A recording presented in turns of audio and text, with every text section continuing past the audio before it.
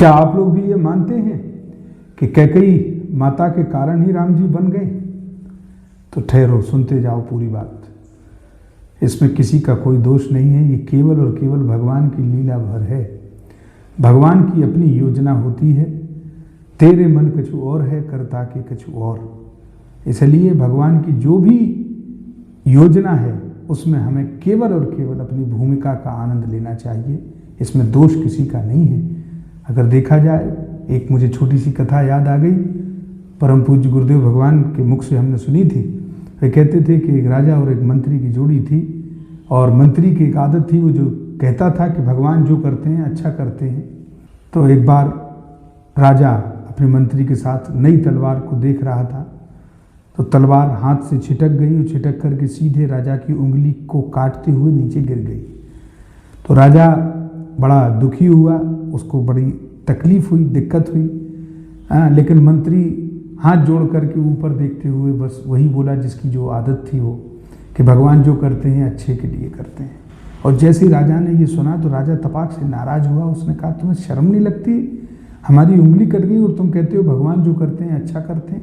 मुझे इतना क्रोध आ रहा तुम्हारी इस बात पर, जाओ तुम्हें तत्काल मंत्री पद से बर्खास्त करते हैं और कारागार में डाल दो। सेवकों को आदेश देते हुए जोर से उसको भगा दिया वहाँ से। कुछ दिन बाद राजा शिकार पर गए, और राजा शिकार पर जाने के बाद रास्ता भटक गए। आदिवासियों ने उन्हें घेर लिया, पकड़ लिया और कहा कि ये बलि के लिए सबसे उपयुक्त लग रहा है ये मानव। तो बलि की तैयारी में उनको खूब मालाएं पहनाई गई। राजा डर रहे थे कि देखो आज तो हमारे प्राण जाएंगे ही जाएंगे, ये तो निश्चित हो गया। हे प्रभु, उन्होंने भी ईश्वर को याद किया। इतना कहते हुए आदिवासियों का एक पंडित वहाँ पर आया। उसने कहा कि देख तो लो, ये जो हम बलि दे रहे हैं ये कहीं खंडित तो नहीं है। तो जैसे ही उन्होंने जांच की तो वो जो उंगली कट गई थी, वो उंगली जैसे ही उन्होंने देखी, कहा अरे ये तो खंडित है। तो सभी आदिवासियों ने कहा अरे तो फिर ये बलि के योग्य नहीं, इसको छोड़ दो। और जैसे ही वो छूटा तो भगवान को धन्यवाद दिया, और मंत्री की बात याद आ गई उसको कि वो उस दिन कह रहा था कि भगवान जो करते हैं अच्छे के लिए करते हैं। और निश्चित रूप से आज मेरे प्राण बच गए। अगर उंगली साबुत होती तो उंगली तो कट गई, लेकिन अगर उस दिन बच जाती तो आज हमारी गर्दन कट जाती। ये भाव उसके मन में आया। तुरंत वापस आया, मंत्री को बुलाया और मंत्री को वापस मंत्री बनाया। और मंत्री बनाने के बाद व्यंग में, विनोद में राजा ने उस मंत्री से पूछा कि भाई देखो, हमारे साथ तो ये अच्छा हो गया कि हमारे प्राणों की रक्षा हो गई, लेकिन जब तुम जेल जा रहे थे उस समय भी तुम ये कह रहे थे कि भगवान जो करते हैं अच्छा करते हैं। तो तुम्हारे साथ क्या अच्छा हुआ? तुम्हें 15 दिन तो भोगना ही पड़ा।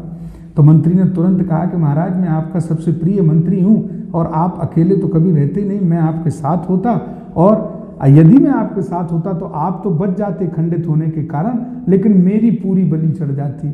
इसलिए भगवान ने कहा कि 15 दिन इसको अलग रखो, तभी इसके प्राणों की रक्षा होगी।